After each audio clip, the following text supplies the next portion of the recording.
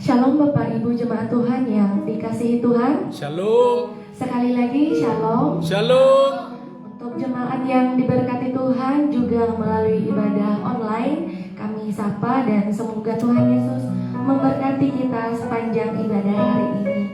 Pada hari ini kita akan beribadah dengan tema bahagia menjadi murid Kristus dari Matius pasal 5 ayat 1 sampai 12 yang akan dilayani oleh hambanya Bapak Pendeta James Damanik. Selamat melayani Bapak. Namun sebelumnya kami beritahu kepada Bapak Ibu jemaat Tuhan untuk bisa mensilentkan HP-nya supaya ibadah kita tidak terganggu.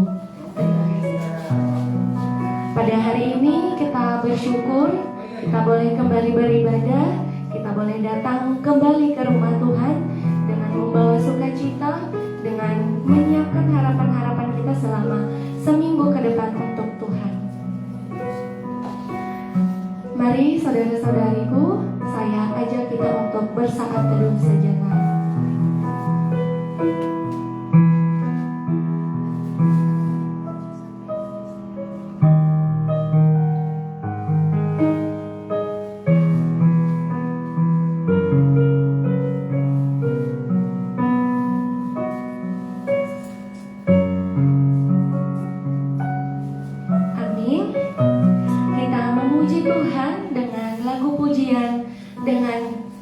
Denganmu Tuhan,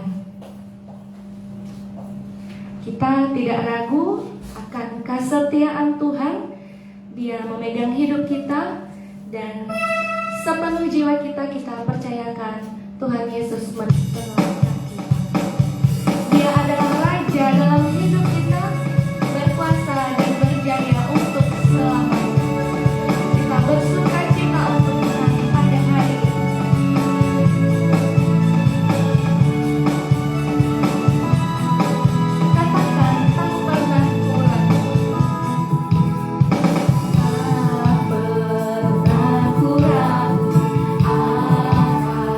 Kesetiaan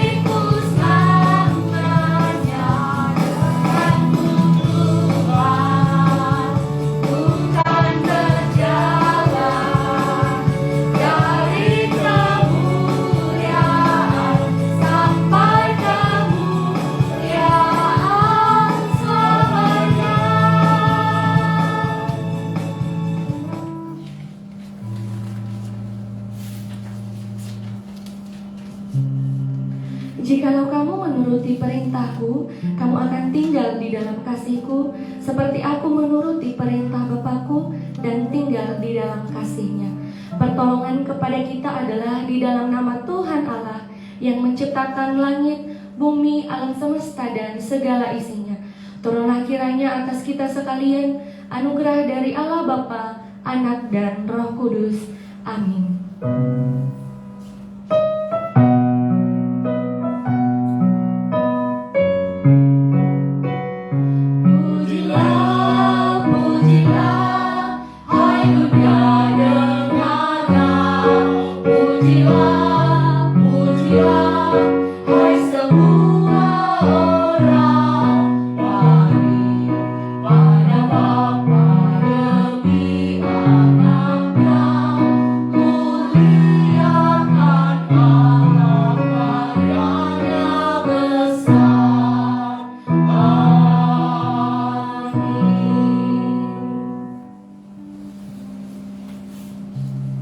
Mari kita datang ke hadirat Tuhan untuk mengakui segala dosa dan kesalahan yang sudah kita perbuat di hadapan Tuhan.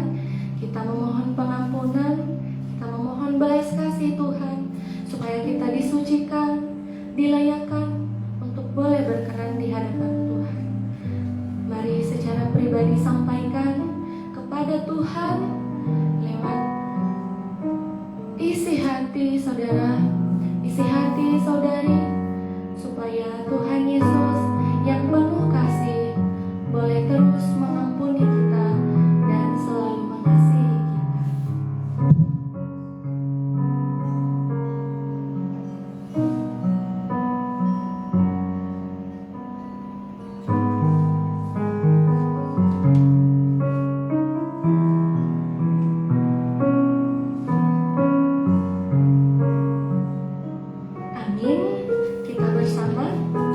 Bapa kami yang di sorga, dengan kasih-Mu Engkau telah menjadikan kami, dan dengan kasih-Mu Engkau telah menjaga kami, dan dengan kasih-Mu Engkau juga hendak menjadikan kami sempurna. Dengan rendah hati kami mengaku bahwa kami tidak mengasihi-Mu dengan segenap hati, roh, jiwa, dan seluruh tenaga kami. Kami juga tidak mengasihi sesama kami manusia, sebagaimana Kristus telah mengasihi kami.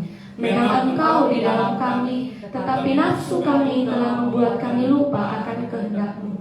Ampunkan kami Bapa, dan tolonglah kami, agar kami bertobat dari dosa-dosa kami, dan dari hidup kami yang salah itu. Pimpinlah kami dengan Roh-Mu, agar kami dapat berlaku seperti yang Engkau kehendaki, sehingga kami dapat masuk ke dalam kemuliaan yang sempurna daripada ciptaan-Mu, demi Yesus Kristus Tuhan kami.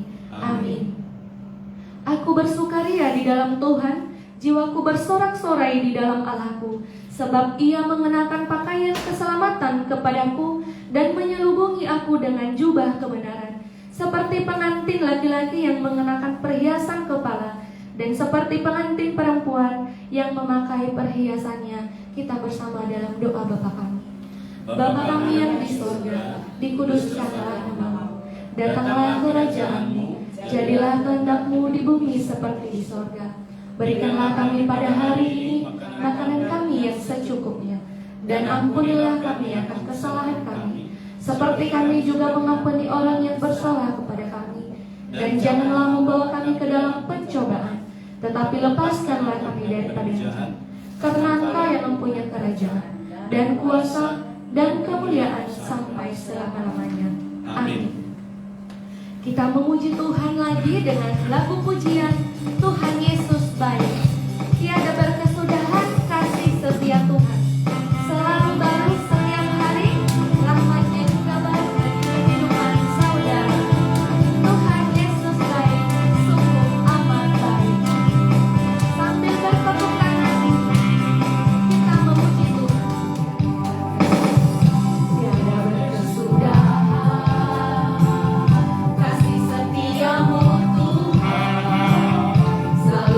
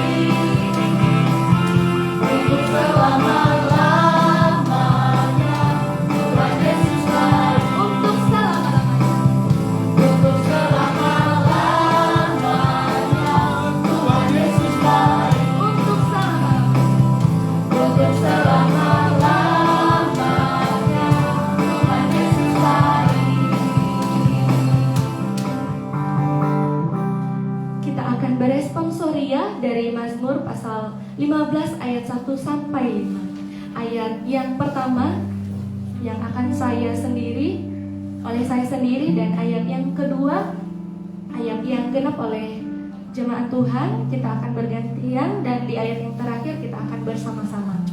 Mazmur pasal 15 ayat 1 sampai 5 begini. Mazmur Daud. Tuhan, siapa yang boleh menumpang dalam kemahmu? Siapa yang boleh diam di gunungmu yang kudus? Yaitu Dia yang berlaku tidak bercela, yang melakukan apa yang adil, dan yang mengatakan kebenaran yang segenap hatinya. Yang tidak menyebarkan fitnah dengan lidahnya, yang tidak berbuat jahat terhadap temannya, dan yang tidak menimpakan cela kepada tetangganya. Yang memandang hina orang yang tersingkir, tetapi memuliakan orang yang takut akan Tuhan. Yang berpegang pada sumpah walaupun rugi. Yang tidak Meminjamkan uangnya dengan makan riba, dan tidak menerima suap melawan orang yang tak bersalah. Siapa yang berlaku demikian tidak akan goyah selama-lamanya. Mulia bagi Bapa, bagi Anak serta Roh Kudus, dari permulaannya,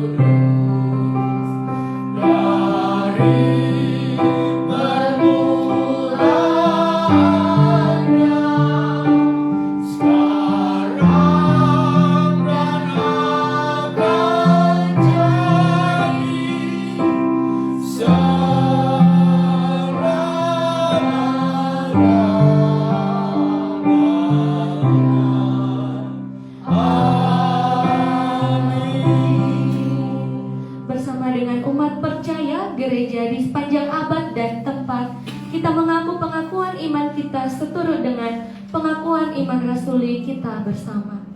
Aku percaya kepada Allah, Bapa yang Maha Kuasa, Khalik langit dan bumi, dan kepada Yesus Kristus, Anaknya yang tunggal Tuhan kita, yang dikandung daripada Roh Kudus, lahir dari anak darah Maria, yang menderita sengsara di bawah pemerintahan Pontius Pilatus, disalibkan, mati dan dikuburkan, turun ke dalam kerajaan maut, pada hari yang ketiga bangkit pula dari antara orang mati, naik ke surga, duduk di sebelah kanan Allah, Bapa yang Maha Kuasa, dan akan datang dari sana untuk menghakimi orang yang hidup dan yang mati. Aku percaya kepada Roh Kudus, gereja yang kudus dan am, persekutuan orang kudus, pengampunan dosa, kebangkitan daging, dan hidup yang kekal.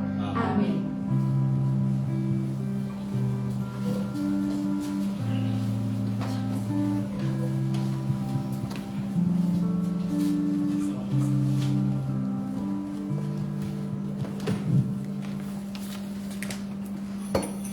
Hikmat Allah dan hikmat manusia.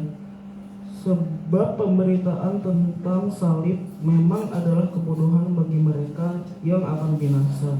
Tetapi bagi kita yang diselamatkan, pemberitahuan itu adalah kekuatan Allah. Karena ada tertulis, Aku akan membinasakan hikmat orang-orang berhikmat, dan kearifan orang-orang bijak akan kulenyapkan. Di manakah orang berhikmat?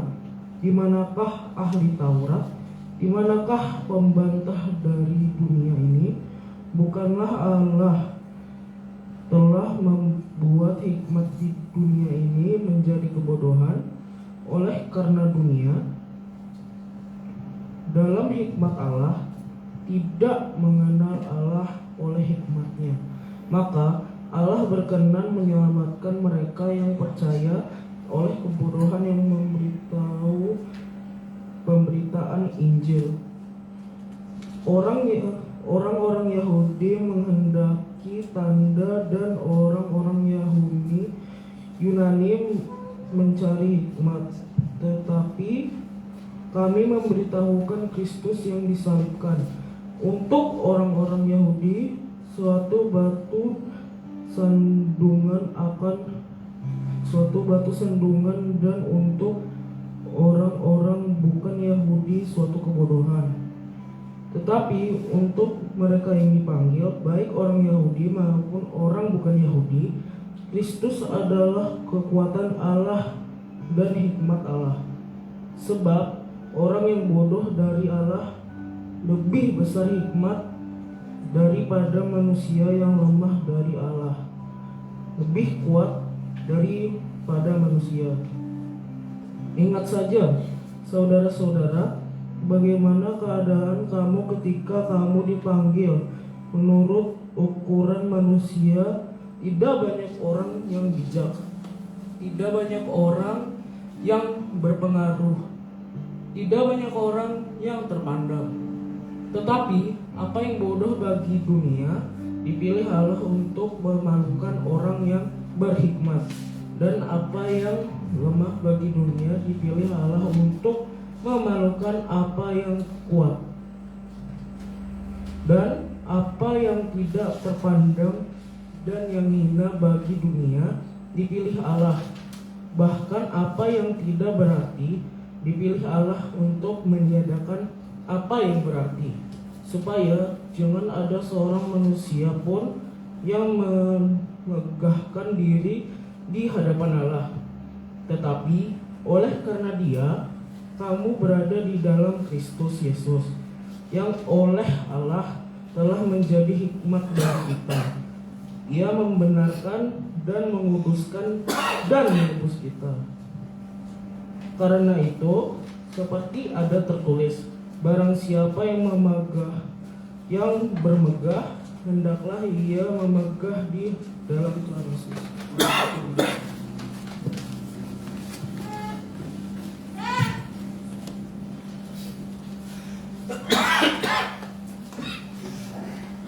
Berbahagialah setiap orang yang mendengarkan firman Tuhan serta melakukannya dalam kehidupan sehari-hari. Amin. Jika ada dari Bapak Ibu, saudara-saudari jemaat yang dikasihi Tuhan yang ingin mempersembahkan kesaksian pujian, dipersilahkan.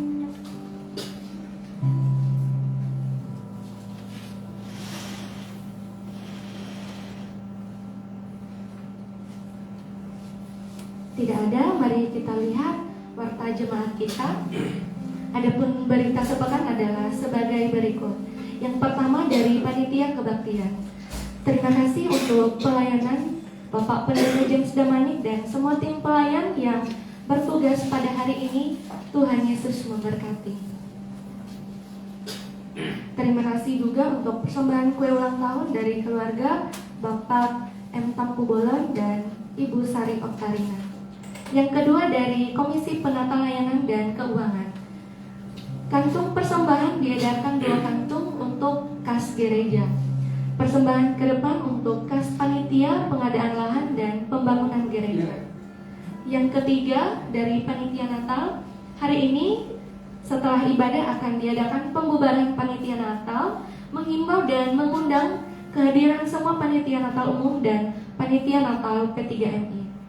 Berikut sudah terlampir anggaran dan realisasi dana Natal kita di tahun 2022, boleh kita lihat di warta. Dan yang keempat, dari Komisi Keanggotaan dan Evangelisasi, jemaat yang berulang tahun di bulan Januari, ada Saudara Yohanes, Ibu Panggabean, Saudara Christian Reformis, dan Adek Eunike Tirania Sianipar. Yang kelima dari seksi PWMI, minggu depan 5 Februari 2023 setelah ibadah, PWMI akan berkelas meeting tempat di ruang ibadah Maratus dengan topik yang pertama, kejadianku dahsyat dan ajaib. Dari P3MI, kelas meeting P3MI gabungan setiap hari Kamis 2 Februari 2023 jam 7 WITA di Pastori dengan topik 3, yaitu aku membentuk engkau dari Yeremia pasal 1 ayat 5. Persekutuan P3MI Sabtu 4 Februari 2023 jam 7 WITA di Pastori dengan tema menjadi saudara bagi sesama, mengingatkan dan menghimbau kehadiran semua P3MI. Yang ketujuh dari Yang ketujuh yaitu kehadiran dan persembahan minggu lalu, boleh kita lihat di warta, dan pelayan dan tata ibadah Minggu 5 Februari 2023. Pelayan firman oleh Bapak Pendeta James Damanik, liturgis oleh Saudari Beatrix Sitohang, pemandu pujian Ibu Agustina dan Charles Eviati, pemusik Mika, Yohanes, dan Deltrian, pembacaan epistel Suryani Harepa, doa syafaat oleh Ibu Evangelis Novia Daud, persembahan Nadia Putri, operator streaming Opelius Gula, penyambut jemaat Werni dan Ibu Eviati, dan sekolah minggu oleh Ibu Sufitri. Mengingatkan untuk hadir tepat waktu dan mengingat jadwal bertugas.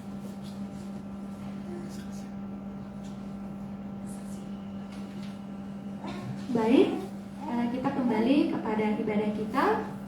Kami persilakan untuk jemaat Tuhan yang ingin bersaksi.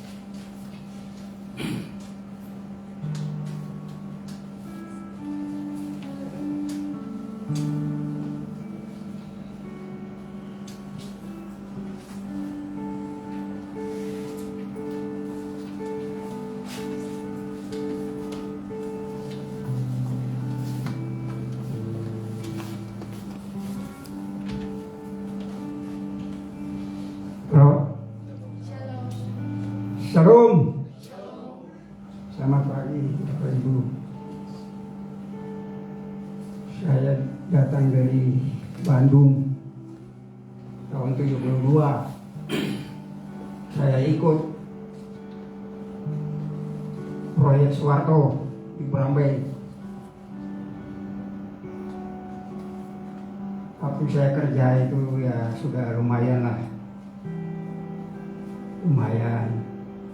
Anak saya baru 2. kerja itu istri saya itu kan ya sering menukar perhiasan itu. Nukar perhiasan. Saya buka warung besar, saya kerja itu siang malam di kayu itu, nggak tahu waktu. Tahun 73 itu Bapak Ibu. Karena sudah ada kemajuan itu macet. Istri saya itu beli perhiasannya perhiasan palsu, dipakai barang itu barang palsu, disimpan barang itu barang palsu semua itu. Sampai sekarang ini, sampai saya kasih tunasa ini Pak ya Ibu, habis juga itu, tinggal lihat apa-apa. Tabungan saya itu habis semua tabungan itu. Saya sama istri saya itu ribut, saya pukul istri saya itu. Lupa, saya masuk di tahanan polisi itu. Masuk tahanan polisi 1 minggu itu, istri saya itu datang di polisi itu, lagi diinterogasi itu. Waduh, dia datang itu dia langsung masuk di kamar polisi itu loh. Polisi ada orang Ambon itu, wakil Kapolda mungkin itu, Pak siapa namanya nih, Musya. Dia masuk di situ, dia cerita saya di situ habis-habisan itu. Bapak Ibu, saya ini maling, perampok, perkosa. Ayo, coba tahu itu. Dia itu tidak mau malu itu, dia mau mengaku kesalahan itu Bapak Ibu ya. Cerita saya di polisi itu, saya sampai di Ambon itu, sampai di Ambon. Saya pulang sampai di Ambon itu, 5 tahun saya tinggal di sana tuh, heboh juga itu. Saya masih di sini itu tahun 2003 tuh, saya bilang orang teroris, penjual ganja. Nah, itu. Saya cari polisi yang mau tangkap saya itu, enggak ada orang yang bilang saya itu ganja. Nah itu Bapak Ibu, ada situ istri saya itu, ya cerita saya di polisi itu habis-habisan itu. Sampai sekarang ini saya diawasi oleh negara ini, masih dilindungi oleh negara. Masih coba tanya itu polisi-polisi itu, dilindungi. Jadi entel kampungan itu banyak itu. Semua saya tahu semua. Sampai polisi itu ada ini juga itu Bapak Ibu ya. Ada menyamar pakai tukang kerupuk itu loh. Tukang kerupuk. Menyamar itu saya kenal itu polisi di Banjar ini, Banjar Tengah ini. Datang ke tempat saya itu putar-putar dengan kendaraan itu, waduh, sampai 3 kali. Saya bilang kok tukang kerupuk yang asli sudah jauh sana itu loh. Kalau ini ada lagi. Waktu saya pakai celana loreng dan kemeja kota-kota gitu, ketemu dia itu. Saya turun dari rumah, baku nganga begini, dilihat saya itu lari dia, Bapak Ibu lari. Nah, sampai sekarang ini, jadi saya masih diawasi oleh negara. Nggak usah takut apa-apa, saya bukan perkosa, tidak ada pernah itu. Kalau saya maling perampok perkosa, saya tidak injak di pintu gereja, saya tidak injak. Itu sifat saya itu loh. Nah, ini saya jadi supaya bisa tahu kan, jangan orang sangka-sangka. Kemarin itu di khotbah kan di masjid itu, khotbah masjid. Sampai bininya meninggal, katanya meninggal tuh berkelahi sama laki. Memang aku berkelahi, tidak tahu persoalan apa. Nah itu persoalannya apa. Nah, saya jadi malu itu loh untuk masyarakat itu. Tapi saya tidak malu sama Tuhan itu, Tuhan saya kok. Masa saya mesti pakai dalam bahasa Inggrisnya itu black magic, white magic? No way, I don't like itu. Kalau bahasa Inggrisnya itu aku tidak mau itu bahasa Inggris itu, Bapak Ibu. Saya malu itu, malu saya. Bapak Ibu hitam itu.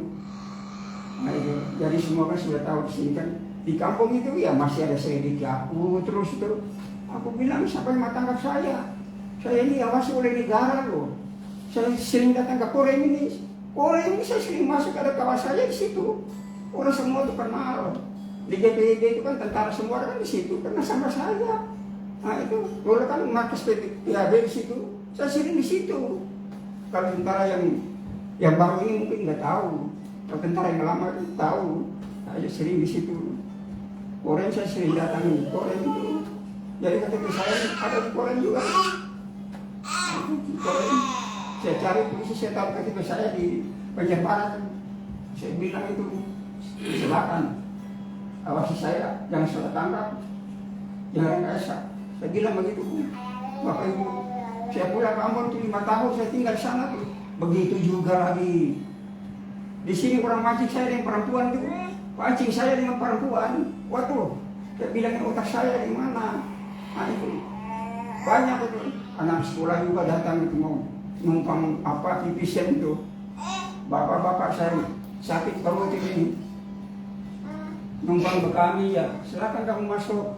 Anak sekolah SMP, saya tidak kenal itu anak-anak bilang boleh gitu, enggak pernah kenal. Pancingan saya banyak itu.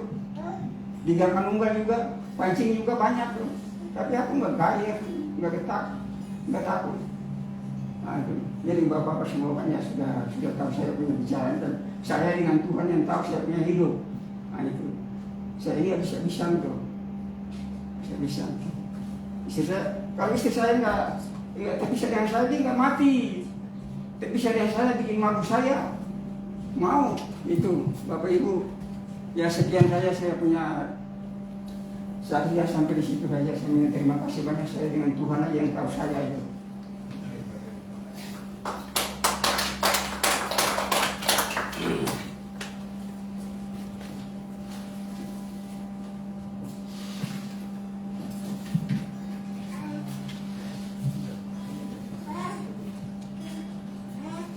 Terima kasih Bapak atas kesaksiannya. Mari kita kembali di ibadah kita. Kita akan menaikkan doa-doa kita kepada Tuhan. Mari kita sampaikan. Namun sebelumnya mari kita angkat satu lagu pujian. Bagi Yesus ku salibkan.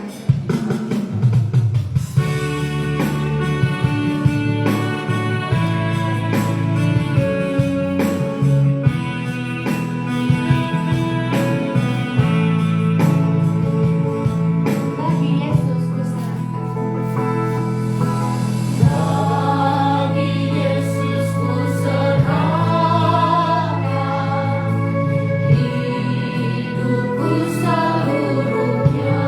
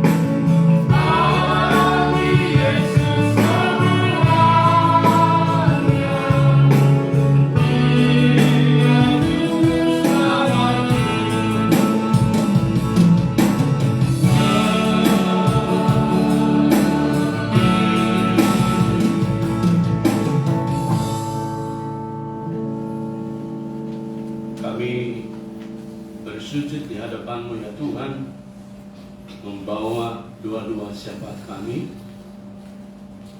Tuhan perlengkapi dan lawat kami dengan kekuatan Roh-Mu, agar pada saat ketika kami menaikkan dua-dua syafaat kami ini, ya Bapa,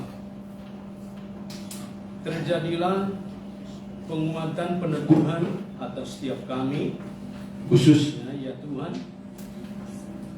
untuk setiap pokok-pokok doa kami ini ya Bapa. Mari Engkau memberkati dan menolong, lawatlah dan berikanlah terus pencerahan untuk dunia ini supaya terjadi sejahtera dan berhenti dari segala konflik dan peperangan, khususnya di Timur Tengah, Ukraina dan Rusia, serta banyak terjadi pertobatan dan pemberitaan Injil, khususnya hari ini di Tibet dan daerah-daerah Mongolia. Di sana para pemberita Injil memberitakan Injil supaya banyak yang merespon dan dimenangkan bagi Tuhan. Khusus untuk bangsa dan negara kami ya Tuhan, kami terus naikkan untuk pemerintahan Jokowi. Berkati Tuhan dalam memimpin berhikmat, khususnya pemindahan ibu kota ke Kalimantan Timur. Tuhan terus perlengkapi dengan kekuatan dan penyertaan yang datangnya dari Tuhan, dan Engkau memberi hikmat sehingga semua aparatur negara dapat meneladani kesederhanaan dan visi yang luar biasa untuk membangun bangsa ini dan menghancurkan segala nepotisme, juga segala yang berbau dengan radikalisme dan juga keagamaan dan kelompok golongan tertentu, serta berikanlah terus pencerahan kepada para pemimpin atau bupati wali kota yang di daerahnya banyak gereja-gereja merindukan izin membangun. Berikan kepada mereka keberanian menyatakan kebenaran di atas konstitusi, khususnya untuk wali kota Cilegon, Bupati Lebak, dan beberapa tempat lain yang sulit mendirikan gereja. Bapa di surga, kami bersyukur dan Engkau memberkati setiap kantung-kantung Kristen, agar juga giat dalam memberitakan Injil, sebab banyak orang yang datang belum mendengar Injil, agar mereka giat memberitakan melalui kesaksian dan gaya hidup, sehingga banyak orang bertemu Kristus, khususnya di Papua, di Manado, bahkan di Sumatera Utara. Kami terus doakan di NTT agar gaya hidup anak-anak Tuhan mencari berkat di sana. Kami berdoa Bapa secara khusus pada pagi ini untuk Gereja Metodis United Methodist Church sedunia yang bergabung dari setiap negara atau lembaga. Engkau memberkati bekerja sama mewujudkan visi dan misi John Wesley, supaya terjadi pengudusan di seluruh dunia, pembaruan hidup dan kesejahteraan sosial. Tuhan berkatilah lembaga-lembaga pendidikan dan pengobatan di berbagai tempat, khususnya di Afrika, agar menjangkau banyak orang di sana, dibebaskan dari berbagai sakit penyakit dan buta huruf, agar mereka mengalami kecerdasan untuk memimpin dunia ini. Tuhan tolonglah. Kami juga berdoa menyerahkan Gereja Metodis Indonesia menjadi berkat. Kami menyerahkan semuanya ke dalam tangan kuasa-Mu, dapat bekerja sama dengan semua gereja-gereja Metodis dan menuju kesatuan, sehingga terwujudlah oikumene yang Tuhan inginkan melalui Metodis. Kami menyerahkan pemimpin Metodis ketiga bishop yang memimpin. Kami berdoa agar mereka terus mendapat visi dari Tuhan membawa perubahan yang dinamis mengimbangi perkembangan dan kebutuhan zaman, khususnya untuk menjangkau kaum milenial sebagai generasi penerus gereja di masa depan. Kami terus doakan Tuhan pakai di semua jemaat lokal. Kami juga berdoa secara khusus untuk distrik 3, bahkan Resort Grace dan juga lokal Gemi Manuel Banjarmasin ini. Tuhan tolonglah kami Bapa dalam bermisi, sehingga kehadiran gereja metodis ini dapat menjadi partner bagi gereja-gereja lain, saling mengisi dan saling pembaruan untuk memenangkan Kalimantan Selatan untuk Tuhan. Bahkan Banjarmasin, sebab ada suku tertentu di Banjarmasin belum di dalam Tuhan. Kami rindukan pakailah gereja kami ini Bapa menjadi berkat yang dapat berkumene dalam keesaan gereja, menjangkau mereka yang terhilang, yang belum mendengar Injil. Agar kiranya dari kelompok kecil ini kami menggarami dan memberi sinar terang kepada orang-orang di sekitar kami melalui pekerjaan, dunia pendidikan, bahkan juga melalui usaha, bisnis, dan kesaksian sehari-hari. Secara khusus kami berdoa menyerahkan Bapa untuk seksi-seksi di gerejamu yang sudah eksis, berkati P3MI, PWMI, dan juga sekolah minggu. Kami rindukan juga P2MI mengalami kebangunan dalam menjangkau banyak jiwa para pria dipulihkan untuk Tuhan. Kami menyerahkan dan berdoa menyerahkan yang sakit dalam pemulihan, Mila Carmila, Matthew Emmanuel, Daniel Valentino, dan juga kami serahkan untuk ibu dari Suri di Nias yang sedang sakit gula. Tuhan lawat, sembuhkan, pulihkan. Juga kami berdoa menyerahkan ke dalam tangan kuasa-Mu untuk saudari kami Gibi, agar lawatan Tuhan membawa dia kepada pertolongan, percaya kepada Tuhan.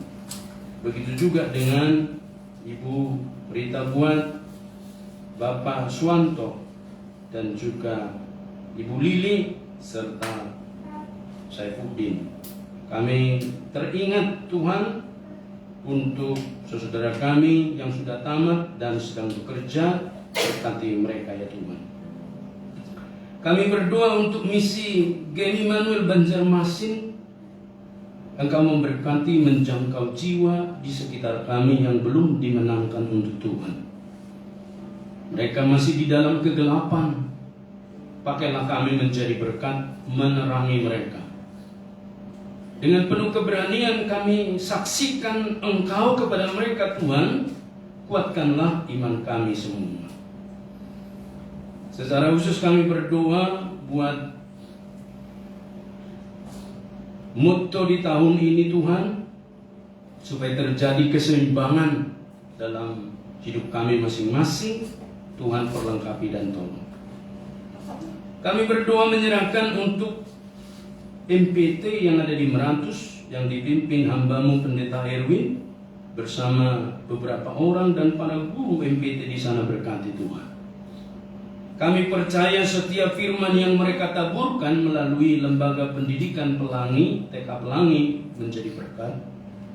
Menuntun anak-anak itu yang sudah sekian ratus anak ditamatkan, dapat kelak suatu saat hidup dalam Tuhan dengan sungguh-sungguh. Kami berdoa agar kiranya juga ada jenjang lebih lanjut. Buka jalan Tuhan untuk orang-orang yang sevisi yang Tuhan sediakan membangun SD, SMP, bahkan SMA ya Tuhan. Kami tahu mimpi ini adalah datangnya daripada Tuhan. Biarlah kehendak-Mu yang jadi. Bahkan juga kami rindukan terjadi perintisan pos di Tanjung atau Balangan dengan beberapa orang yang rindu bergabung dengan Metodis. Berkati mereka Tuhan, persiapkan jalan. Pakai kami semua menjadi berkat, khususnya komisi misi. Dan kami percaya Tuhan, Engkau menyediakan juga segala yang dibutuhkan dan perlukan, khususnya untuk kami Manuel Banjarmasin. Merindukan satu tempat yang permanen. Buka jalan bagi kami Bapa untuk satu lahan. Juga berkati para donatur yang Tuhan persiapkan dan gereja induk kami Resort Kami Grace di Jakarta. Kami rindukan kuasa-Mu bekerja dan pakai kami semua dalam sevisi. Membangun yang kelihatan dan juga yang membangun yang tidak kelihatan, yaitu rohani jiwa daripada jemaat-Mu. Tuhan, kami bersandar sepenuhnya kepada-Mu. Terima kasih untuk kami semua yang hadir hari ini. Berkat-Mu tercurah atas kami, termulia terpuji nama-Mu. Berkati sekolah minggu, remaja, dan berkati semua cita-cita dan kerinduan kami masing-masing. Dalam nama Yesus kami berdoa, kami mengucap syukur. Amin. Kita akan menerima kebenaran firman Tuhan. Kita naikkan pujian kita. Nyanyian rohani Metodis nomor 145. Aku berbahagia.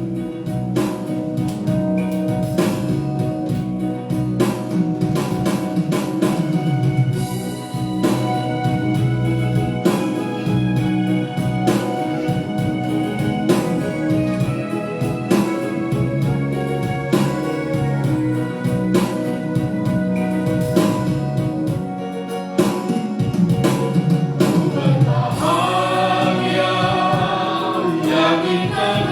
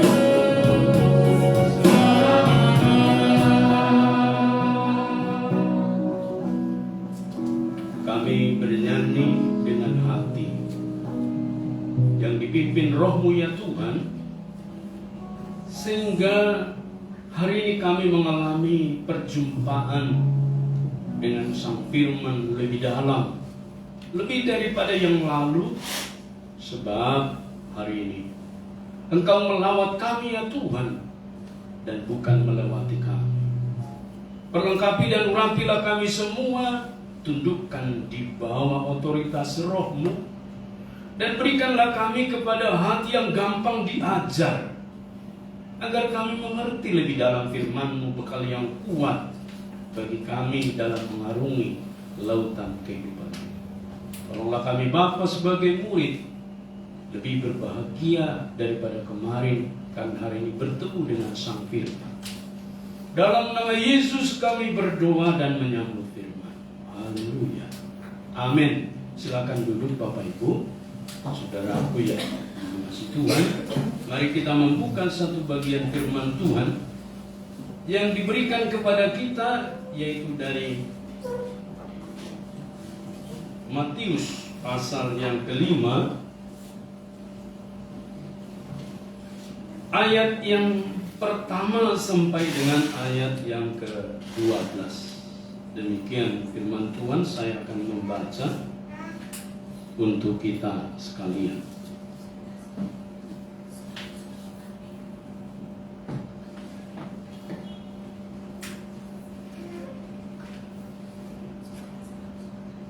Demikian firman Tuhan, Matius pasal 5.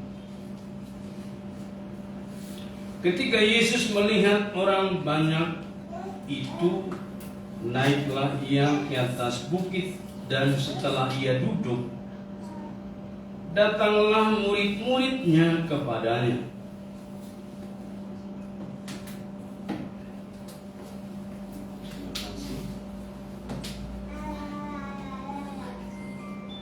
Kelihatannya di mimbar kita mesti ada satu lampu begini ya, sebab kita sudah dimakan usia juga.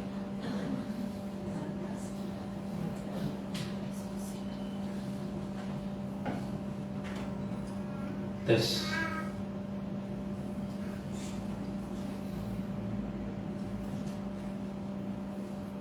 Maka Yesus pun mulai berbicara dan mengajar mereka, katanya,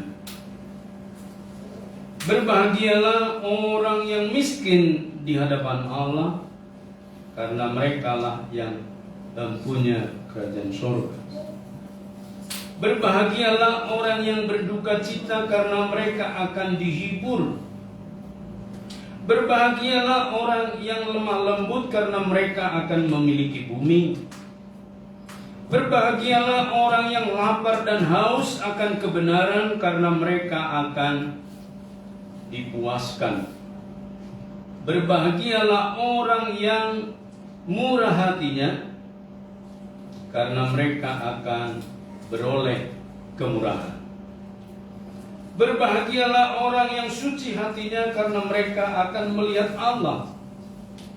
Berbahagialah orang yang membawa damai, karena mereka akan disebut anak-anak Allah. Berbahagialah orang yang dianiaya oleh sebab kebenaran, karena mereka lah yang mempunyai kerajaan surga.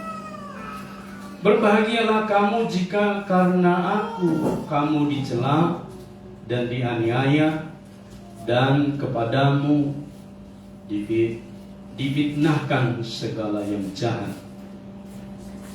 Bersukacita dan bergembiralah, karena upahmu besar di sorga, sebab demikian jugalah dianiaya nabi-nabi sebelum kamu. Berbahagialah orang yang miskin di hadapan Allah, karena mereka yang mempunyai kerajaan surga. Sedemikian jauh pembacaan firman Tuhan ini, Bapak Ibu, saudaraku. Tentu yang berbahagia adalah setiap kita yang membaca, tetapi juga merenungkan dan mempraktekkan firman Tuhan ini dalam hidup kita hari lepas hari. Haleluya. Bapak Ibu saudara yang mengasihi Tuhan, dengan tema bahagia menjadi murid Kristus. Tentu kita berpikir dari kenyataan hidup yang kita alami dan juga orang-orang yang ada di sekitar kita yang memberikan dorongan tentang arti bahagia. Bagi kita yang diberkati di gereja, pernikahannya diberkati pada masa itu, pasti khotbah penekanan itu tentang rumah tangga yang berbahagia. Pasti juga firman Tuhan yang ditaburkan berkata berbahagia itu ketika Yesus di sana menjadi tiang dan penopang rumah tangga itu. Dan pengantin itu dengan senang hati berkata, amin. Walaupun beberapa bulan kemudian, beberapa tahun kemudian kadang ada konflik dan cekcok. Kita pun heran kenapa secara psikologi tahun pertama itu, di akhir tahun itu ada kesulitan tentang karakter dua menjadi satu. Memasuki tahun kedua, Bapak Ibu, kadang-kadang ketika anak sudah lahir itu timbul persoalan-persoalan baru. Sehingga sang pengantin tadi yang berbahagia itu tidak menemukan Yesus seperti yang difirmankan, dikhotbahkan pada waktu pemberkatan itu. Tentu dalam ketidakpahaman orang itu, Tuhan Yesus selalu ada di sana. Bahkan seolah-olah seperti seorang intelijen, dia mengintip di sana Yesus ini. Tapi badai itu dilewati, kebanyakan selamat. Hanya sedikit yang terpental dari perahu itu. Walaupun dalam kenyataannya ada. Ceklah ke pengadilan negeri. Di sana mencatatkan permohonan-permohonan perceraian mereka. Tetapi itu segelintir saja. Bapak Ibu, bagi anak-anak kaum milenial generasi X dan Y, mereka memahami kebahagiaan itu ketika mereka mempunyai segala gadget. Apa itu gadget? Smartphone, ya, tablet, dan lain-lain. Ketika mereka bermain dan berselancar hidup dengan dunia itu, rasanya bahagia sekali. Termasuk di remaja kita.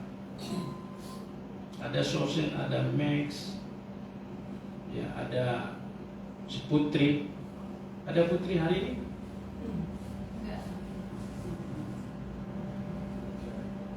Dan biasanya mereka kesenangannya, kebahagiaannya itu.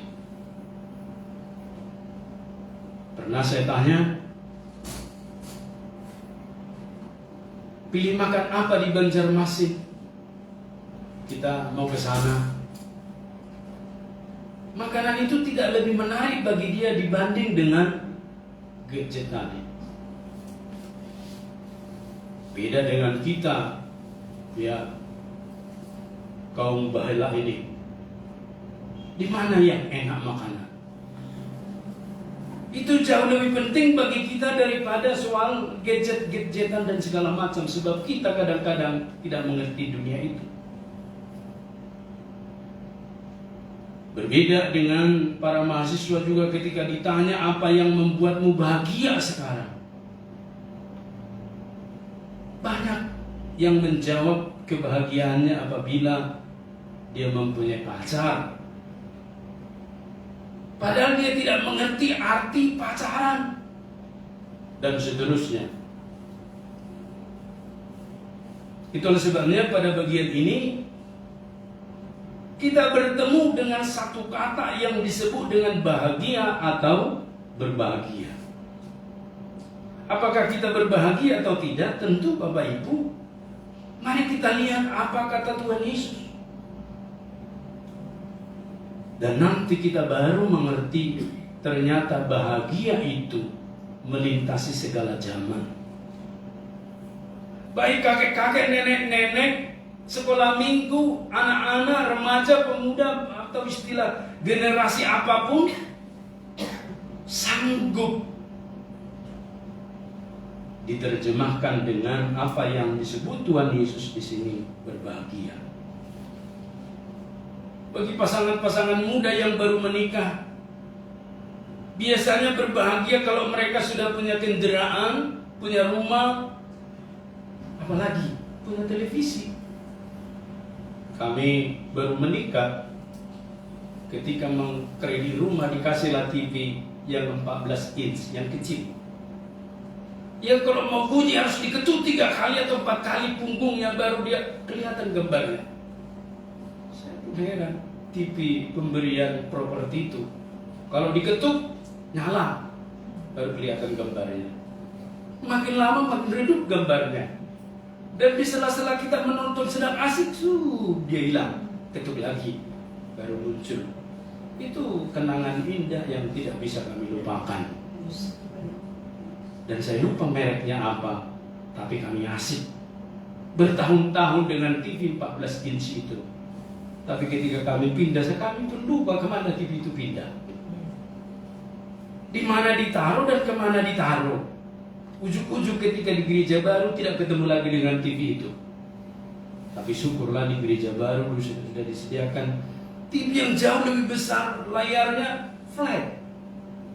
Berbeda dengan perut saya yang waktu itu sudah mulai cembung, dan dia flat.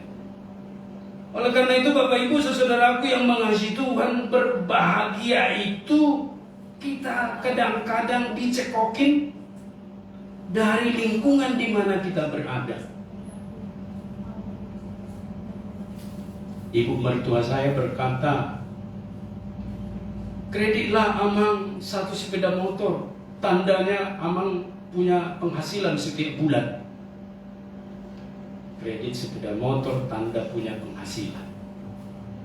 Sebab ibu mertua saya itu kan seorang guru, pegawai negeri sipil yang terlatih mengatur ini itu, dan tercapai satu persatu. Iyalah, saya pikir nasihat yang baik. Saya belilah sepeda motor perdana itu. Walaupun hari ini karena dianggap sudah kadaluarsa ditawar dengan harga tertentu, saya bilang tidak. Itu gaji pertama aku. Dan Bapak Ibu saudaraku, kebahagiaan ternyata setelah selesai itu tidak di situ. Saya pikir dengan saya punya motor itu saya bahagia. Ternyata tidak Bapak Ibu. Baru saya temukan inilah yang diajarkan Tuhan Yesus kepada kita tentang berbahagia. Kalau Bapak Ibu saudaraku punya pemikiran arti kebahagiaan dengan tertentu menurut materi yang berada di lingkungan kita, yang kita pun dicekokin seperti itu, hari ini kita bertemu dengan kebahagiaan sejati. Seperti apa kebahagiaan itu Bapak Ibu? Di sini Tuhan Yesus telah menjelaskan kepada kita bahwa Tuhan Yesus mengajarkan arti kebahagiaan itu dimulai dengan kemiskinan dan duka cita. Pasti kita berpikir ya, kok dimulai dengan kemiskinan dan duka cita supaya kita mengerti dan mengalami kebahagiaan sejati. Iya, itu kata Tuhan. Di sini disebutkan ayat yang ketiga dan keempat. Nah, kenapa nggak dibalik? Sukacita duluan disebut, atau yang lain disebut. Tapi kenapa Tuhan Yesus memulai ayat 3 dan 4 mengartikan kebahagiaan itu? Sebab dikatakan pada ayat yang ketiga, berbahagialah orang yang miskin di hadapan Allah, karena merekalah yang mempunyai kerajaan surga. Miskin. Apakah dalam pemikiran kita miskin dulu, tidak punya apa-apa dulu, baru kita bisa kaya atau bisa bahagia? Bukan. Sebab ternyata kata miskin itu, Bapak Ibu, di sini pada bagian ini ditulis dengan kata Yunani petokos. Petokos itu begini ceritanya. Kalau di dunia ini kita bertemu dengan orang miskin, tetapi dia bisa masih menggerakkan anggota tubuhnya dengan leluasa, sebenarnya dia bukan miskin. Sebab kata Tuhan Yesus di sini, petokos itu adalah seseorang yang lapar dan haus. Di depannya ada makanan dan minum, tapi dia tidak bisa mengulurkan tangan atau mengulurkan mulutnya menjangkau makan dan minum itu. Itulah yang dimaksud dengan petokos. Jadi Bapak Ibu saudaraku, itulah yang dimaksud Tuhan, orang yang berbahagia. Lalu kita pasti berpikir, kok itu yang berbahagia, yang tidak mampu menggerakkan, mengambil. Kalau saya misalnya seseorang tidak mempunyai apa-apa, tapi kan dia bisa ngambil. Dikasih makanan nasi bungkus, dia bisa ambil, dia bisa suap ke mulutnya. Bukan miskin, sebab anggota tubuhnya masih bisa digerakkan. Tetapi petokos ini tidak mampu, tapi di depannya ada. Lama Bapak Ibu ini dieksegesis sampai kita mengerti artinya petokos ini. Ternyata orang yang seperti itulah yang mempunyai kerajaan Allah, dan itulah yang berbahagia. Karena apa? Orang yang seperti itulah yang gampang ditolong oleh Tuhan. Jadi kalau kita bisa menggerakkan apa-apa, segala sesuatu, itu ada andil di dalam diri kita. Tapi ketika kita tidak mempunyai kemampuan apa-apa, itulah yang ditolong Tuhan dan berbahagia. Pernah nggak mengalami itu Bapak Ibu? Sudah tidak ada pertolongan dimanapun, dan berserah pada doa kepada Tuhan. Lalu datang pertolongan, itu yang paling berbahagia. Jadi Bapak Ibu saudaraku, ketika saya coba memperdalam bagian ini, baru saya mengerti kenapa Tuhan memulai arti kebahagiaan, mengajarkan itu kepada umatnya, dimulai dengan kemiskinan. Sebab mereka yang tidak mampu itulah yang petokos disebut dalam nas ini, yang lebih gampang ditolong, yang lebih gampang mengalami pembaharuan. Pernah melihat orang tenggelam di kolam renang atau di air sungai? Di laut? Kalau dia bergerak-gerak akan dipukul itu yang ditolong itu. Sebab ketika kita tolong, dia masih mempunyai tenaga, yang menolong nanti bisa mati. Karena akan ditekan ke bawah dan tempat pijakan dia. Itu refleks alami, gerakan yang seperti itu. Nah, itu artinya dia masih mempunyai kemampuan. Jadi kalau petokos tadi tidak ada kemampuan, melihat pun tidak bisa lagi. Di situ ada makan minum, hanya dipandang-pandang seperti itu. Itu artinya Bapak Ibu, berbahagia itu dimulai atau pintu masuknya dengan orang yang petokos. Lebih gampang. Ada beberapa contoh petokos itu dialami oleh Rasul Paulus. Ketika dia menganggap ada kepintaran, kecerdasan ini dan itu dalam dirinya, dia nggak bisa mengalami pembaruan. Dia nggak bisa mengalami pemulihan. Dia nggak bisa ditolong Tuhan. Tapi ketika dia dilumpuhkan seperti itu dengan mata buta, dan dia berlutut, dan dia berserah, maka ditolong Tuhan. Ada beberapa pernyataan Rasul Paulus dalam firman Tuhan itu menyatakan semua itu kuanggap sampah. Jadi kalau masih ada yang kita anggap properti kita, milik kita yang menjadi sarana, itu adalah kesombongan. Tidak bisa dibangun itu, susah dipulihkan itu. Maka mesti petokos baru berbahagia. Dan pada bagian ini disandingkan juga dengan apa yang disebut dengan berduka cita. Dan berduka cita itu juga, Bapak Ibu, artinya mirip-mirip. Disebutkan dalam nas ini, yaitu mereka yang menemukan dirinya dalam keterpisahan dengan Tuhan. Pernah kita, Bapak Ibu, bertemu orang yang menemukan dirinya sangat terpisah dengan Tuhan, lalu dia menangisi dirinya itu. Itulah yang disebut dengan berduka cita. Jadi dia satu paket, ternyata kemiskinan dengan duka cita tadi memulai kebahagiaan. Nah, kenapa orang acap kali tidak bisa berbahagia? Karena dalam dirinya masih ada potensi yang menjadi cadangan yang dia anggap sebagai patokan, sehingga tidak memulai dari kehampaan.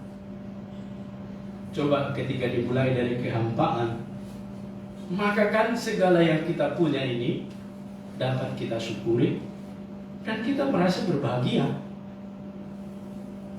Kan karena kita nggak pernah masuk rumah sakit menghirup oksigen yang sekian rupiah itu kita bayar per tabung, maka kita nggak bisa menganggap betapa Tuhan itu baik memberi oksigen hari ini.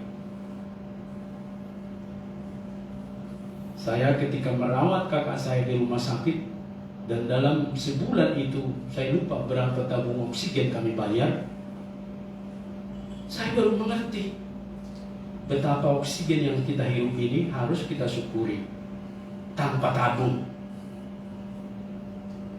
dan berbahagia. Jadi ternyata berbahagia itu nggak boleh kita pakai menurut si A, si B, si C.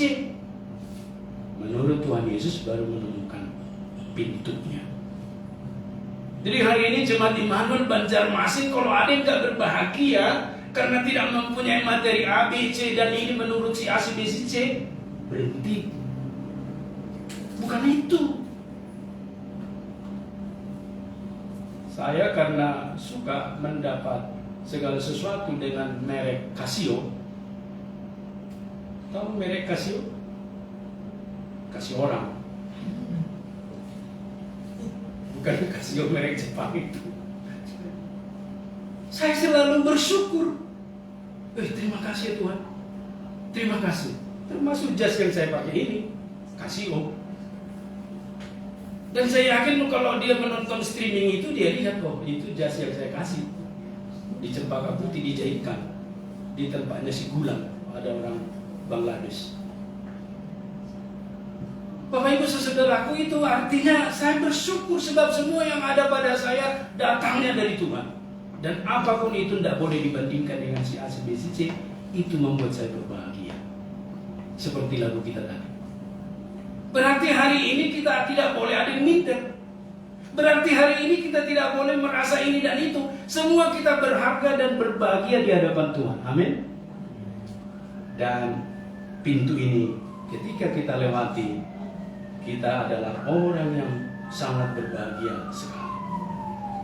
Sebab ternyata kita juga selain dalam ketidakmampuan, tetapi ternyata kita juga diajarkan Tuhan pada ayat yang keempat itu. Berbahagialah orang yang berduka cita, yang sudah kita menemukan diri kita dalam keterpisahan dengan Tuhan.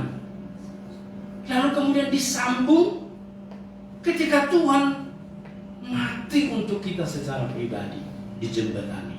Itulah yang membuat kita berbahagia. Jadi Bapak Ibu Saudaraku, ternyata kebahagiaan itu dimulai atau pintunya dari kemiskinan dan duka cita. Maka ayat 5 sampai dengan 12 itu Bapak Ibu Saudaraku adalah bagian daripada pengorbanan yang disebut juga dengan kebahagiaan dengan pengorbanan karakter. Jadi nggak bisa orang mengejar yang kelima, keenam, ayat 5, 6, 7 misalnya ayat 5 berbahagialah orang yang lemah lembut. Takkan bisa dia lemah lembut ketika belum memulai pintu dengan kemiskinan dan duka cita tadi. Bapak Ibu, suatu ketika saya berangkat ke Jogja, saya lupa tahun berapa, naik kereta dari Jakarta, dari Senen.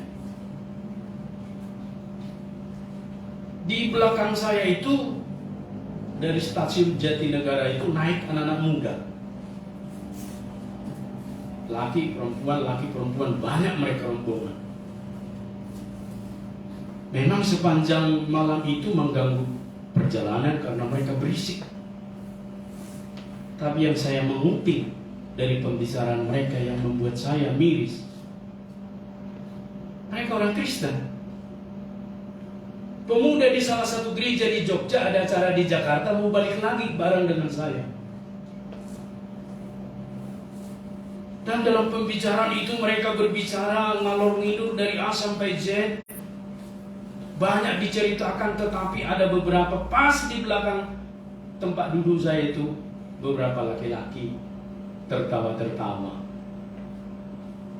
menceritakan bagaimana mereka mendapatkan banyak gadis sebagai pacar mereka. Jadi tertawa-tertawa mereka berdua atau berempat gitu ya. Di belakang saya nggak terlalu melihat ke belakang. Diceritakan segala tindakan-tindakan mereka memperlakukan anak-anak gadis yang mereka telah dapatkan itu juga sambil tertawa-tertawa. Seolah-olah berkata, saya dapat 3. Kau dapat berapa? Kalah dong lu. Waduh, seperti memperebutkan piala. Tetapi yang menarik Bapak Ibu, ketika mereka menceritakan kelakuan tidak senonoh itu Bapak Ibu, di antara mereka laki-laki ini, anak muda ini tertawa. Saya langsung, Bapak Ibu, ketika menyiapkan khotbah ini teringat dengan ayat yang keempat ini. Ayat keempat itu kan disebutkan orang yang berduka cita karena terpisah dengan Tuhan Allah, lalu menangisi dosanya, kemudian oleh anugerah Tuhan dijembatani Tuhan. Tetapi pemuda itu mentertawakan. Jadi kebalikan dari menangisi. Kan dia tangisi dirinya. Itulah berduka cita. Tetapi justru yang beberapa orang laki-laki itu mentertawakan dosanya, seolah-olah masih kurang. Kecil lo masih begitu mainan lo, harusnya yang begini. Gua dong. Dia cerita lagi kejahatannya. Aduh, pusing kepala baby. Itulah kebalikan dari berduka cita. Saya yakin orang yang seperti itu sekalipun festival paduan suara ke Jakarta, gerejawi, tapi isinya kan sudah berantakan Bapak Ibu. Pasti ujung-ujungnya juga tidak menemukan kebahagiaan karena pintunya awalnya dia tidak temukan kebahagiaan itu. Kalau dia temukan pintu kebahagiaan itu, maka di dalam kan lapang. Ayat 5-12 itu menjawab, apa-apa yang kita praktekkan itu, dalam karakter itu, pengorbanan itu terjadi, muncullah lemah lembut. Saya juga Bapak Ibu, firman Tuhan yang melemah lembutkan saya, melumpuhkan kaki saya supaya berlutut, melumpuhkan pikiran-pikiran saya yang jahat menjadi pikiran Kristus, melumpuhkan tangan saya yang dulu mungkin suka bertinju atau main kasar, sekarang menjadi tangan yang mengelus. Oh, istriku yang cantik, oh, anakku yang baik. Mungkin kalau saya tidak di dalam Kristus, pasti saya tinju. Nih ketupat Bangka Hulu. Nih tamparan dan seterusnya. Tapi ketika di dalam Kristus kan dilembutkan, oh istriku yang saka, oh suamiku yang ganteng, oh ada jengkoknya, oh cocok dan seterusnya. Maka terjadi pembaruan. Amin Bapak Ibu. Ya, jadi artinya kepada kita diajarkan hari ini Bapak Ibu saudaraku, pintunya. Jadi bahagia menjadi murid, ya pintunya dulu. Ya, ada kan di TikTok itu antri ke toilet. Ya, mereka antri ketika satu laki-laki mau ke depan, tidak boleh antri sampai 3 kali. Terakhir si laki-laki ini geram, oh maju dia ke depan, terobos. Rupanya mengambil pintu yang terletak di dinding itu. Rupanya itu gak ada pintu toilet, hanya pintu terletak. Lalu orang antri dipikir mau masuk toilet. Betapa pentingnya pintu itu. Hari ini Bapak Ibu saudaraku, mari kita masuk dalam pintu itu, yaitu pintu berbahagia itu ketika kita petokos, miskin, ketika kita berduka cita. Lalu terjadilah pembaharuan karakter kepada kita. Ayat yang kelima, kelemah lembutan. Juga Bapak Ibu terjadilah diisi firman Tuhan, murah hati, suci hati, pendamai, berkorban, dan seterusnya. Bapak Ibu, ayat 5 sampai dengan 12 ini terjadi pada kita. Pengorbanan itu dilakukan semata-mata untuk melatih diri sendiri Bapak Ibu. Bukan sebaliknya berkorban adalah kerugian. Berkorban adalah kesempatan untuk melatih diri sendiri. Jadi Bapak Ibu, ayat yang kelima sampai ke-12 ini bahagia yang di dalamnya karakter kita telah terlatih. Jadi untuk lemah lembut itu perlu latihan. Tidak ada kita kemarin kita beringasan lalu tidur, pagi ini langsung lemah lembut. Oh, salah makan daun-daun apa itu? Karakter lemah lembut, murah hati itu kan dilatih. Ada orang sebulan 2 bulan mulai kelihatan hasilnya. Tapi ada orang tahun-tahunan sampai sudah menjelang maut masih dengan karakter yang seperti itu. Itu sebabnya perlu pengorbanan. Berarti kebahagiaan itu Bapak Ibu, selain pintu diberikan Tuhan kepada kita, juga diberikan pengorbanan. Kerelaan, kan mesti rela. Sebab jikalau kita tidak rela Bapak Ibu tidak akan menemukan. Dan ayat yang kelima sampai dengan 12, dengan beberapa kebahagiaan yang diberikan Tuhan, kelemah lembutan,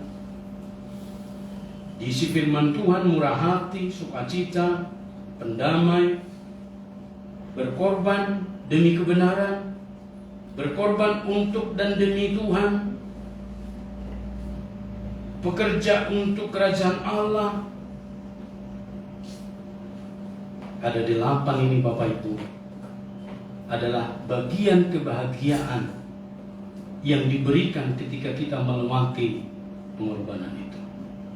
Maka hari ini kita belajar bahwa pengorbanan dalam hal apapun yang telah kita demonstrasikan adalah kebahagiaan. Coba perhatikan Bapak Ibu saudaraku pada bagian yang ke-6, ayat ke-6. Berbahagialah orang yang lapar dan haus akan kebenaran, karena mereka akan dipuaskan. Bagi orang-orang yang tidak memiliki karakter untuk berkorban, dia kan tidak mengerti bagaimana dia harus rindu diisi dengan firman Tuhan. Maka banyak orang malas membaca firman Tuhan. Padahal itulah sebenarnya kebahagiaan. Waktu kita baca, kita diisi dengan firman Tuhan. Demikian juga dengan ayat yang ke-7, berbahagialah orang yang murah hatinya. Murah hati Bapak Ibu nggak datang melalui mimpi. Ya, jangan mimpi ya, Tuhan berikan saya murah hati. Justru besok dia akan berikan engkau banyak orang yang menuntun bermurah hati. Tuhan berikan saya kemurahan hati. Justru kemudian bertemu dengan orang-orang yang banyak membutuhkan kerelaan kita untuk berbagi. Itulah sebabnya murah hati itu bagian dari karakter yang perlu dilatih. Termulai memberi dari yang kecil, nanti memberi yang besar juga tidak sulit.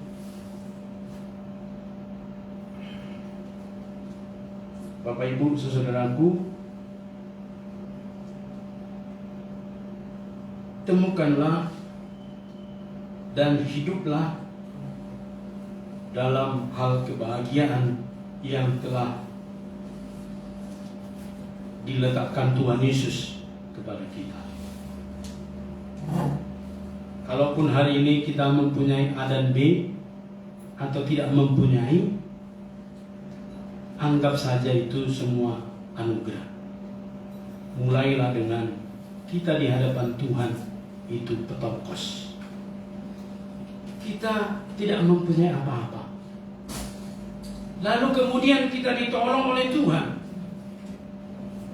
ditatang oleh Tuhan, diangkat oleh Tuhan, dan dipulihkan oleh Tuhan.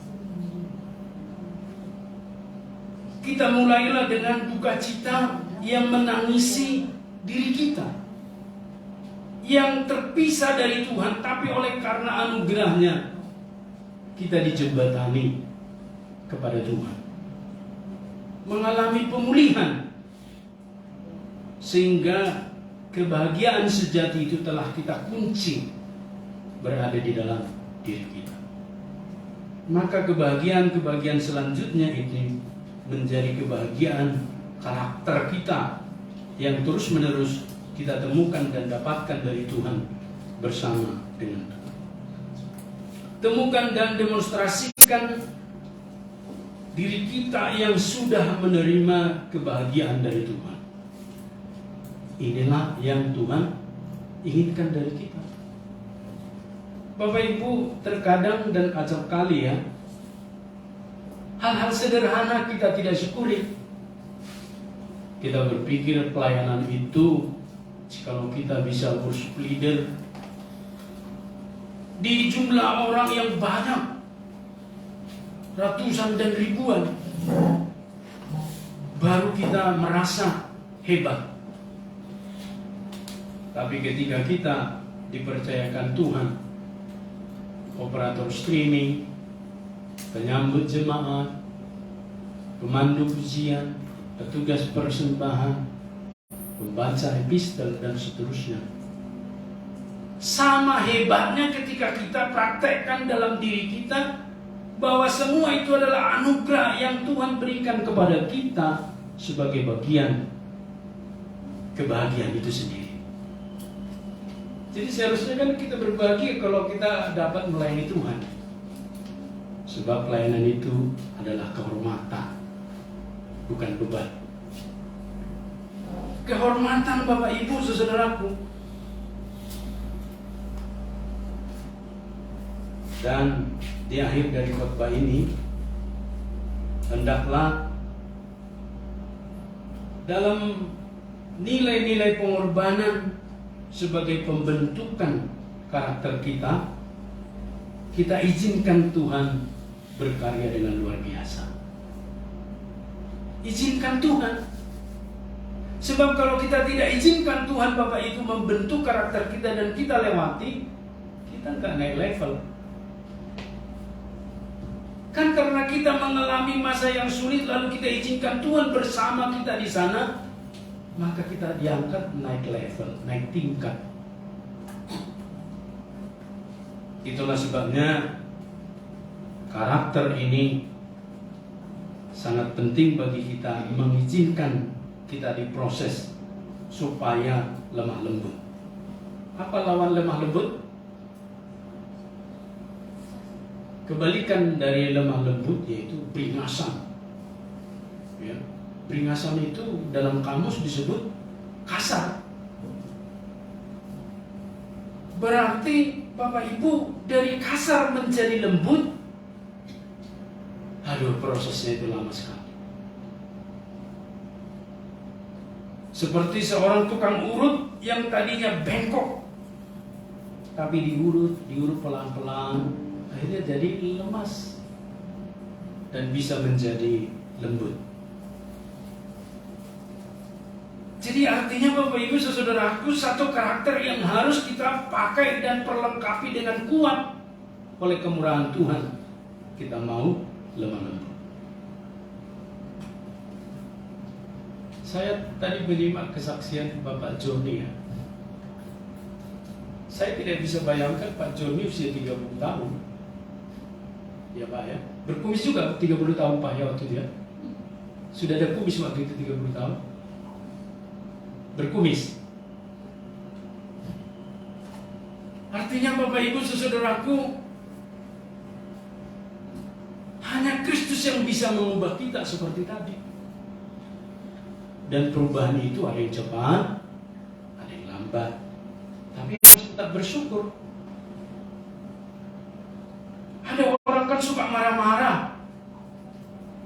Kan diproses waktu. Mulai terngiang dalam benaknya. Untuk apa marah? Apa untungnya? Siapa yang diuntungkan kalau marah? Kan mulai terngiang. Direnungkan istilahnya. Maka lahirlah karakter yang lemah lembut. Kalau ada orang memelihara keberingasan saban tahun, lah kan berbanding terbalik firman yang diterima di mana kayak gitu ya.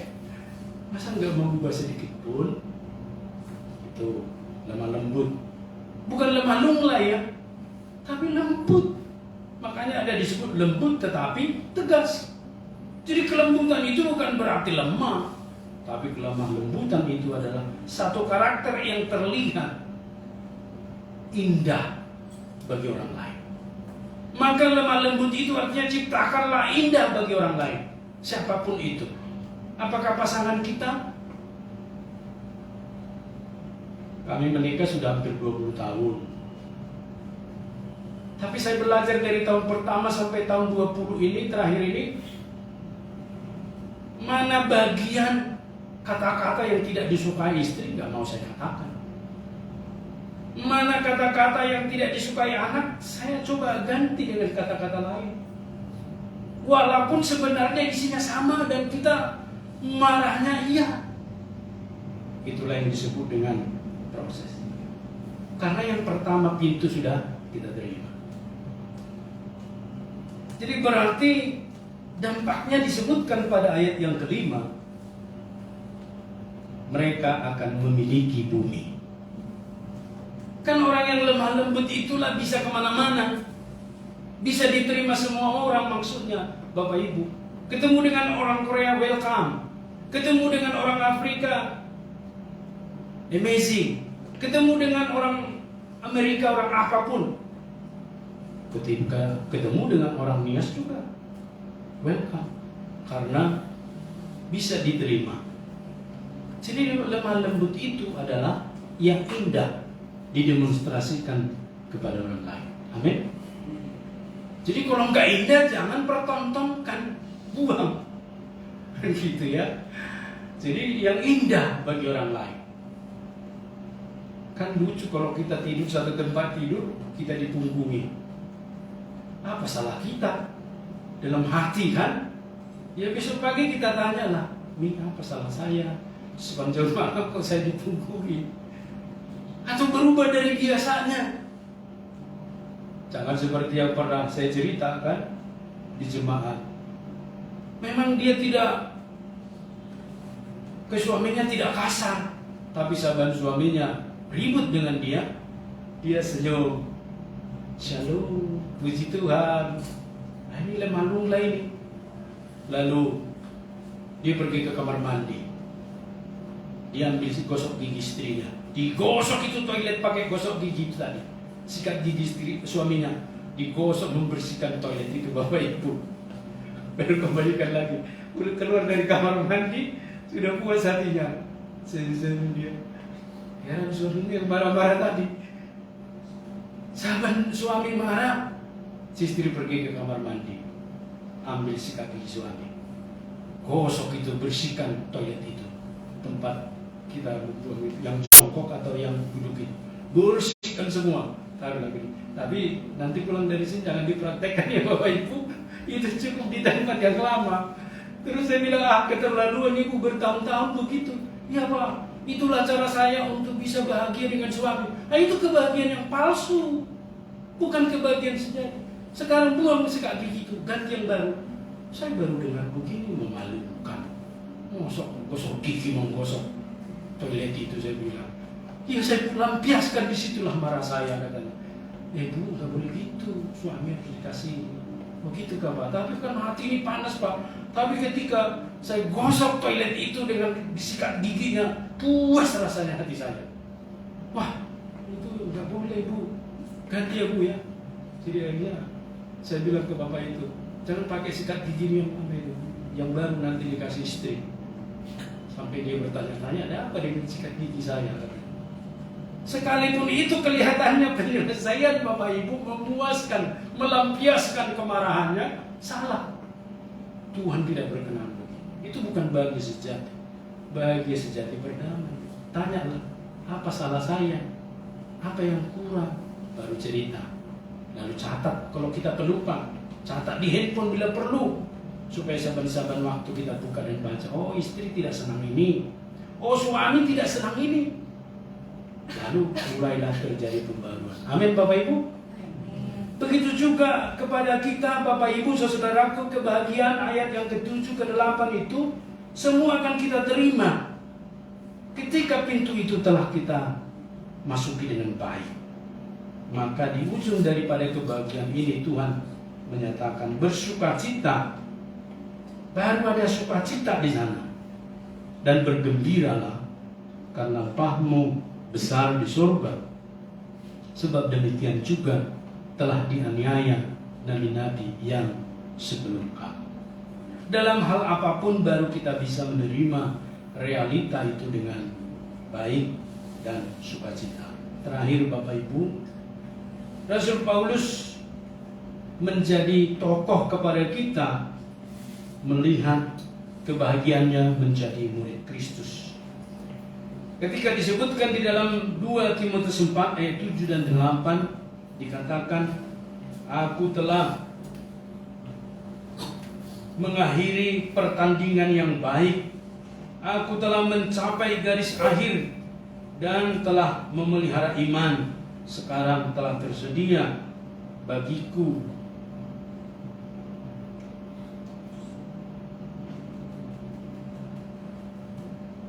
mahkota kebenaran yang akan dikaruniakan kepadaku oleh Tuhan, hakim yang adil pada harinya.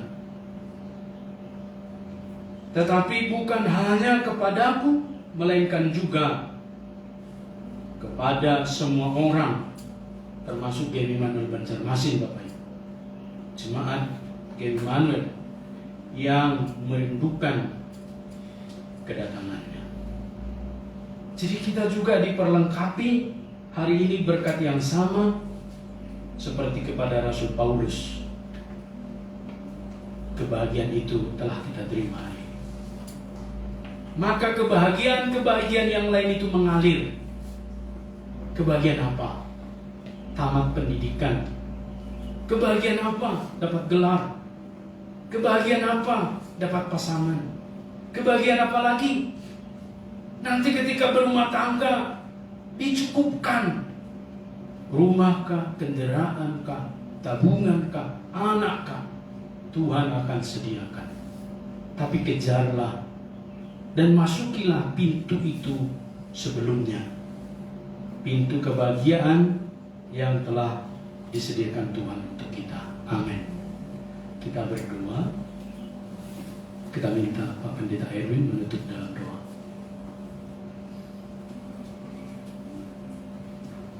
Segala puji, hormat, dan syukur kami naikkan kepada Tuhan Yesus. Kalau pagi hari ini kami boleh mendapatkan siraman rohani yang memberikan pemahaman kepada kami, pelajaran-pelajaran penting kepada kami tentang arti kebahagiaan di dalam Tuhan. Kami bersyukur dengan apa yang sudah disampaikan hamba-Mu Pendeta James Termani, yang sudah begitu baik, begitu jelas, dan dia memberikan pemahaman kepada kami sebagai orang percaya. Kami adalah orang-orang yang seharusnya berbahagia. Amin. Dengan melewati berbagai macam tahapan-tahapan. Terima kasih banyak ya Tuhan untuk pemaparan dari kebenaran firman Tuhan. Kiranya pelajaran penting ini kami boleh jalani di dalam hidup kami, dan kami imani dengan sungguh-sungguh supaya dalam setiap perjalanan hidup kami tidak mengeluh, kami tidak berbantah-bantah dengan Tuhan, tapi kami boleh belajar untuk senantiasa hidup di dalam melayani Tuhan dengan sungguh-sungguh, karena kami adalah orang yang sudah dipilih oleh Tuhan. Amin. Dan memperoleh kebahagiaan.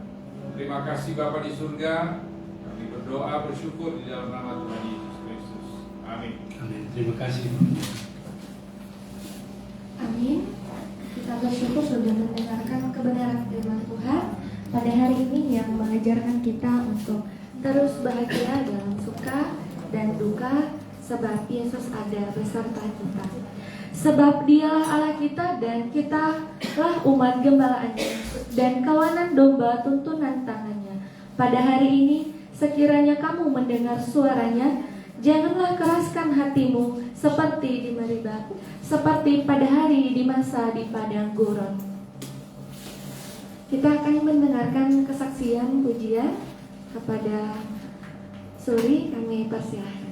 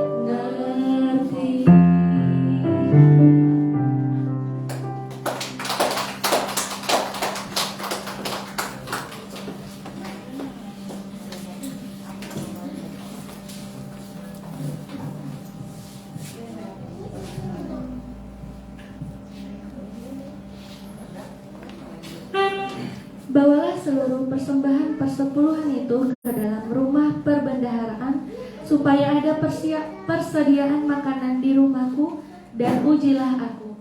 Firman Tuhan semesta alam, apakah aku tidak membukakan bagimu tingkap-tingkap langit dan mencurahkan berkat kepadamu sampai berkelimpahan.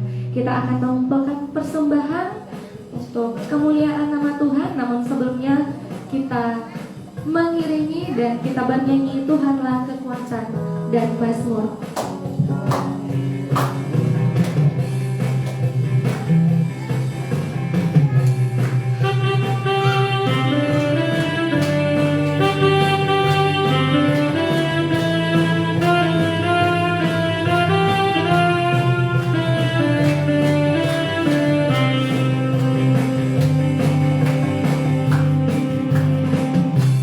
Tuhanlah kekuatan dan mazmur.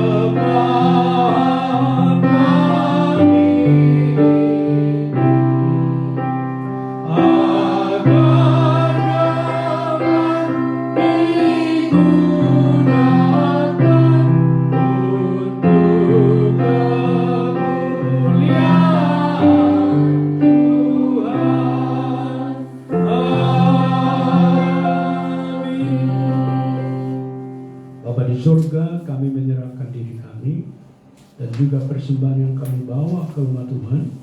Engkau memberkati persembahan yang kami serahkan ini, baik persembahan untuk kas gereja maupun persembahan untuk kas panitia pemeliharaan harta benda, untuk pengadaan lahan dan pembangunan gerejamu. Yang pertama kami persembahkan di tahun 2023 ini. Tuhan berkati dan kami terus berdoa, nyatakanlah kasih-Mu agar tepat waktu lahan gereja ini Engkau berikan bagi kami ya Tuhan. Berkati panitia yang bekerja, kami menyerahkan semua jemaat mendukung dan terutama kami dapat menjadi berkat untuk pengadaan lahan ini. Terima kasih Tuhan, terimalah persembahan kami ini yang kami naikkan hanya di dalam nama anak Yesus Kristus, Tuhan dan Juru Selamat kami yang hidup. Amin.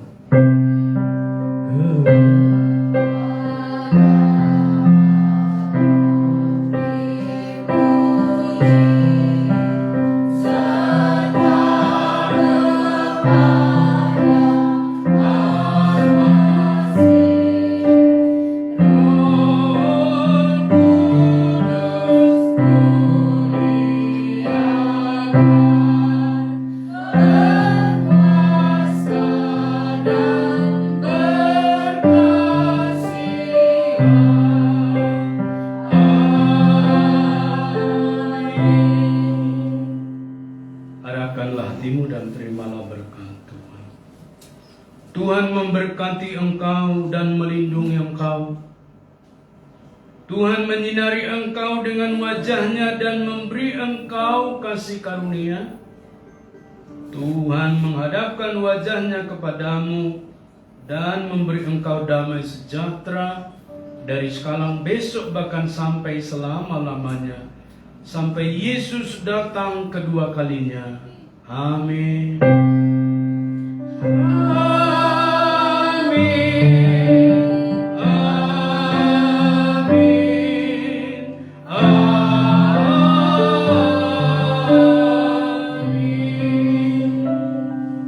Silakan duduk saat teduh pribadi. Ibadah kita selesai. Tuhan memberkati. Kami serahkan ke keanggotaan.